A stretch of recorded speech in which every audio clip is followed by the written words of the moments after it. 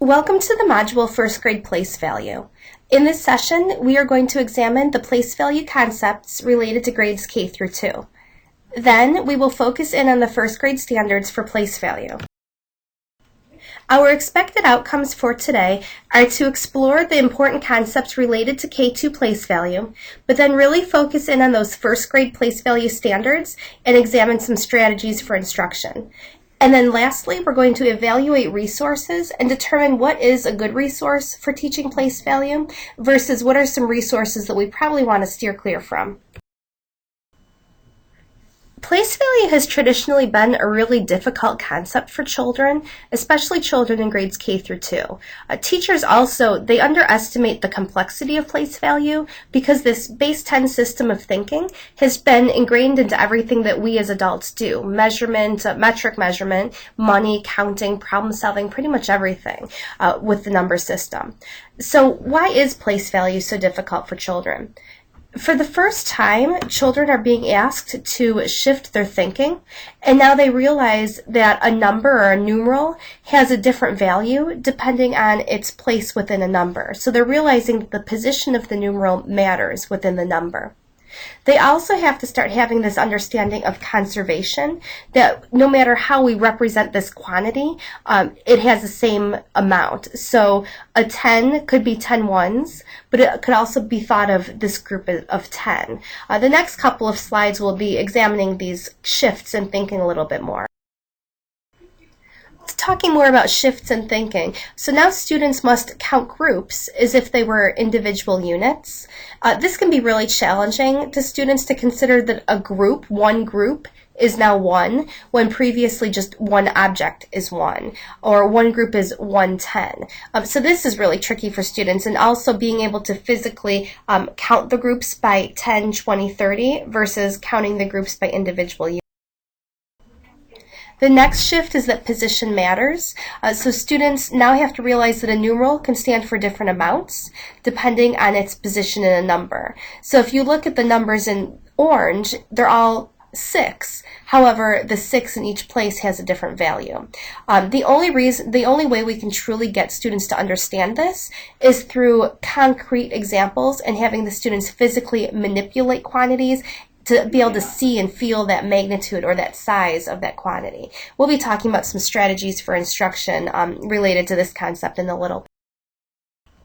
And the last shift in thinking is this understanding of conservation. This just means that groupings of ones, tens, and hundreds can be taken apart in different ways, but still maintain that same quantity. So in the past, students realized 1 is 1, that's the end of the story, that's the only way you represent it, and now we can all of a sudden represent quantities in different ways. Although some children may be able to conserve small amounts, they're probably going to really have a hard time conserving larger quantities, so we really want to give students a lot of concrete experience. Looking at these images here, we really want students to start to construct the idea that all of these are the same, and then that sameness is evident as you start to group by tens. And we really don't want students to think of grouping by tens as just a rule that's followed. We want students to really see how this can help them easily count how many. So when we look at images like this, talk about which is the easiest to count versus which is the most difficult, and show that groupings by 10 will really help us. You won't change quantity, you'll have the same quantity, it's just something that makes it easier to count. For example, counting the 4 tens and then the 2 leftovers. There's a progression that K2 students go through as they determine place value concepts. Initially, even when being taught place value, students will physically have to count everything by ones because this is the only way that they know how to determine how many. On the images or the groups of objects on the previous slide, if you ask students to prove that each of those sets had the same quantity, initially they would have to physically count every object by ones to prove it. After going through that step, then students start to go through counting by groups and singles. So they might see this as 1, 2, 3, 4 groups or 4 bunches of 10, and then 2 leftovers. But this doesn't always come together to them as oh, that means 42. So after they count the groups and they count the leftovers, then again they have to go back and count all the singles or individuals to prove or to find how many. Lastly, through tons of experiences, students will start to realize, oh, okay, now I can count by tens and the additional ones. So then they might say 10, 20, 30, 40, 41, 42.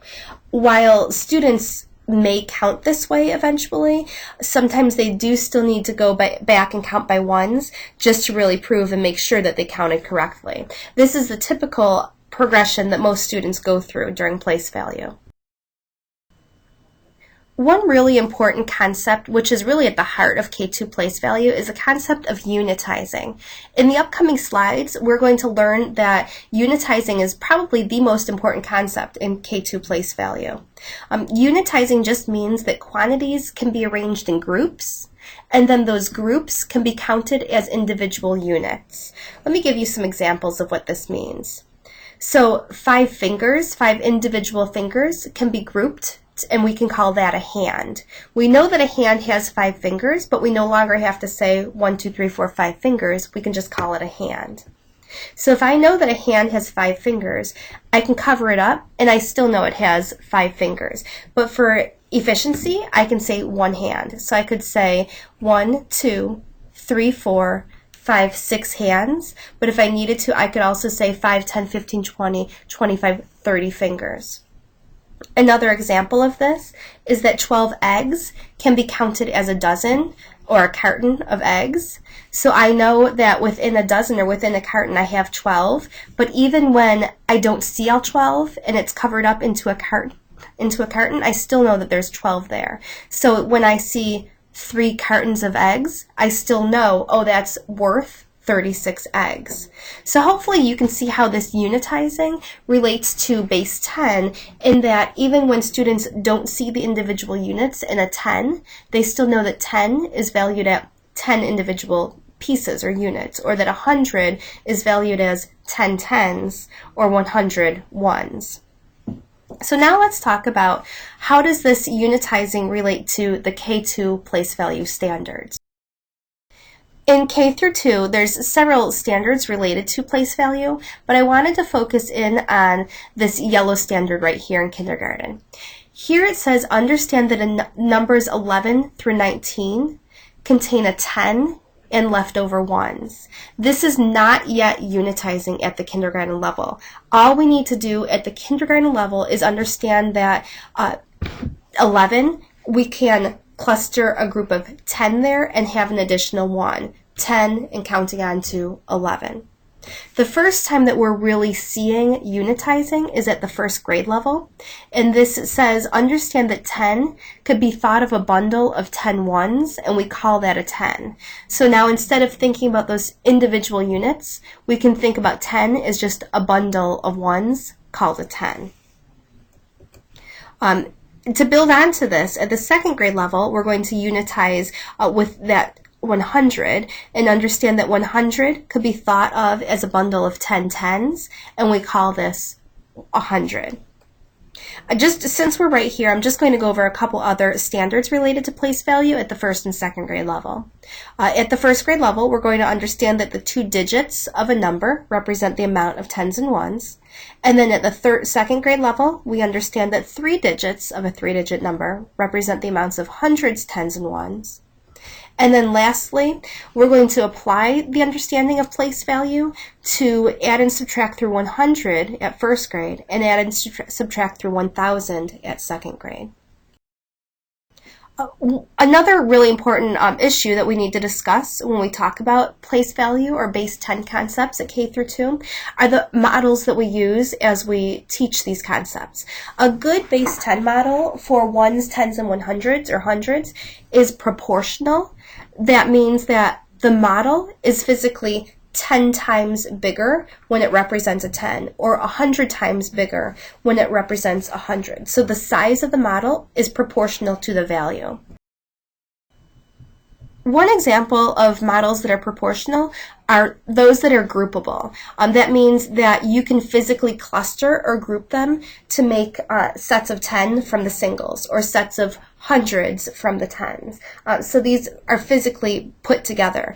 Some examples of these are the connecting links, unifix cubes, or taking beans, the ones, and grouping them into a cup of tens. Groupable models are really important because students can physically feel like they're clustering or composing a 10. They're also probably models that I would start with at the kindergarten level because you really want students to physically feel like they're making a 10. And I would probably also start with these at the first grade level as well so students could connect to what they did in kindergarten. One groupable model that I would probably not use are the straws, and I know a lot of teachers have these, but the reason I wouldn't use them is because when straws are grouped into tens or 100s, they still look like one stick. Also, students can't really feel that magnitude or the size of the bundles because they can't really see each individual straw once they get bundled together. So if you are using straws, I might probably suggest switching to something like the connecting links or the base 10, the unifix cubes. So as I just said a minute ago, I would probably use these types of models at the kindergarten level, and then definitely starting out in first grade just to link back to what we did at the kindergarten level. Another type of proportional model are those that are pre-grouped, and those include our base 10 blocks. Here you see beads on a string, or the bean sticks that are already pre-grouped or pre-made for students. Pre-group models are important because students need to see that we are trading or regrouping ones for a 10. This is going to help with that concept of regrouping for addition and subtraction at the second grade level. It's also important that pre-group models still allow students to see the individual units within the grouping, and this way students will still see that a tens rod has 10 ones or is valued at 10 ones. So when would it be important or appropriate for students to use these pre-group models? My suggestion is to start using these in first grade and second grade. At the beginning of first grade and second grade, start using those groupable models so students can still feel that they're grouping to make those quantities, but then switch over to the pre-group models. There is one other type of base 10 model, and those are those models that are non-proportional, and this just means these are materials that do not display that direct representation. They keep track of numbers within a position, like within the ones, tens, or hundreds, but they don't illustrate that understanding of the relationship between the positions as effectively as proportional materials. So that just means that the tens aren't 10 times bigger than the ones, or the hundreds aren't 100 times bigger than the ones. Some examples of these are coins, an abacus, or just colored chips. I've seen colored chips used to represent different places. Here's another example. Here this teacher used different beans. So the beans aren't proportional, or they don't really show that the hundreds is 10 times bigger than the tens or 100 times bigger than the ones. These are materials that you do not want to use when teaching place value, because the whole purpose of teaching place value at K2 is to show that magnitude, to show that increasing size. So you really want to focus on those models that are proportional at the K2 level. We did note that money is a non-proportional model, and this would not be used to teach place value because students cannot really see that a dime is 10 times bigger than a penny. However, it is helpful to make connections to money during other parts of the year. So for example, we can count the days of school by counting using pennies, and then show that 10 pennies really does have the same value as a dime, or show that 10 dimes has the same value as $1, but we just wouldn't use this as a model when we're teaching place value. Let's go into a couple samples of some activities for the K2 level. This is an example of a kindergarten activity. The students would take a scoop of pom-poms, and then the teacher would ask, do you think you have more than 10, less than 10, or exactly 10 pom-poms? So getting into that idea of what is 10, what does 10 look like, and then the students would then they could build their, put their 10 on the 10 frame and show how many pom-poms are on the 10 frame and then how many leftovers they have. So this will help students see they have a group of 10 and some leftovers, and then they could record this on a chart. So they have 14 in all, and that's 10 on the 10 frame and 4 left over. And students might need to count this 1, 2, 3, 4, 5, 6, 7, 8, 9, 10. And then the additional ones. By the end of kindergarten, hopefully they should be able to count 10, 11, 12, 13, 14. At the first grade level, students would be taking a scoop of pom-poms, and then they could also be asked, do they have enough to make a group of 10? Are there leftovers? How many leftovers? And then they could record the 10s and leftover ones and connect it to the total amount. So this is a very similar activity to the kindergarten level. But here, students would then create sets bigger than 10, bigger than 20, bigger than 30, because they want to start with this teen type of activity and then move into multiple groupings of 10. So here, students might see that they took a scoop of 24. So they filled their 10 frames, and then they saw that they still had 4 leftovers. So they see that now they have 2 10s and 4 leftovers. Here's what this activity might look like at the second grade level. Students receive a bag of connecting cubes, and they think, do I have enough to make 100, and will there be any leftovers? So very similar, again, building on those K1 activities, same idea, just working with greater numbers. And here's how that might look if they were using 10 frames. And on their place value chart to the left, you'll see that they still have those 10 frames in the one section to help them track their ones. So every time they get to a full 10 frame, they could shift it to a tens place or to the hundreds place if they have enough to make 100. I wanted to talk about some additional first grade activities. This is an activity that could be done with partners or individually, just to help students understand magnitude or the difference in size and how numbers could mean something different. This just might be a good introduction to first grade place value. So what you would do is you would have students move spaces around this circular game mat, and each time they do an entire lap, they get a token saying that they've completed one whole lap. And they start to realize that each time they get a token, their token has a different value than the individual pieces on the circle model. So the 2 for the token means 2 entire laps, not the same value as the 2 on the circle model. So this just students start to realize that different digits can represent different things. And you could talk about how that 2 here represents you've moved 20 whole spaces. And you don't even really have to get into it here. You just want students to feel like the 2 on their token represents something different than the 2 on the circle. It has a greater value.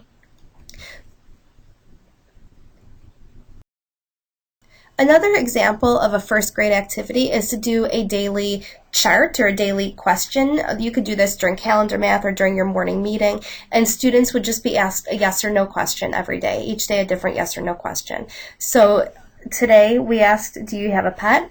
And let's see, some students said yes, some students said no. Let's look at the yeses. We see that, we see a full 10 frame here for yeses and then some leftovers. So 10, 11, 12, 13, 14. We have 14 yeses. And then you could ask some questions like, how many more no's will we need to have a full 10 frame? Or how many more yeses will we need to have 2 full 10 frames? Then you can also connect place value cards. So here we have a 10 with 4 additional ones. So that 10 represented the first 10 frame. The 4 represented the 4 additional ones, and we just made the quantity 14. You could also put dots on the back of these cards to show, okay, here this 1 represents a full 10 frame, so that 1 represents a 10. And this 4 represents the 4 additional ones, and again, we still have the value of 14. At this point, we're going to take a moment to look at some different activities and resources for teaching place value. Some of these came from the Cumberland County Resource Guide, some came from DPI, some came from Pinterest or Teachers Pay Teachers. What we're going to do is on each activity, I'm going to ask you to press pause and think about, is this a good, effective activity or resource for teaching K2 place value? This first activity just shows the students are building a quantity and then they're representing the quantity on their paper. Go ahead and press pause and think about or talk about, if there's somebody to talk to, would this be an effective resource for teaching K2 place value? And if so, what grade would it be most appropriate for? Hopefully you've had a chance to press pause and think about this activity. I would probably say this activity is one that you would not want to use at the K2 level because it is using non-proportional materials to teach place value. Here, each Fruit Loop is represented in as 100 or a 10 or a 1, and it doesn't increase depending on its magnitude. So the hundreds size, or the hundreds, is not 100 times bigger than the ones or 10 times bigger than the tens. So I probably would not use this resource as a teaching tool for K2. Again, here's another activity. At this time, please press pause, read through the activity, and think about, would this be an effective activity for K2 place value? And if so, what grade level would you probably use this one for?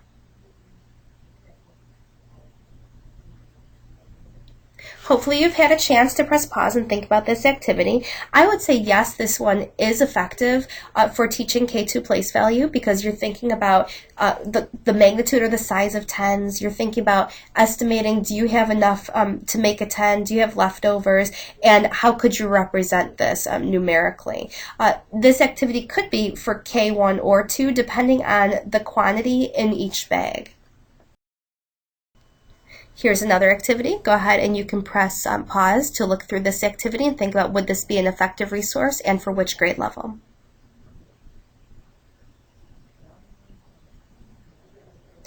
Well, hopefully you said again, this would be a good activity. I would probably use this one either in first grade or second grade, depending on how many groups of 10 and if you could build some hundreds out of those. And again, they're thinking about composing tens and the different ways you can compose tens by circling the groups of tens. So this is really starting to focus on that conservation of number where you can have groups of 10 and they're still the same value as if you had all the ones individually. Again, press pause, think about this activity and if it's appropriate, and if so, which grade level. Well, hopefully you've had a chance to reflect. This activity, I would probably say no, and the reason for this is because for this activity, students can blindly complete the activity without really having a true understanding of place value. Once the first row or the first number is done, 2 goes in the tens place, 6 goes in the ones place, all they would have to do is replicate this for each number without really understanding the size or the quantity of those digits within the number. And here is one more activity. Again, press pause, read through the activity, and when you're done, press play.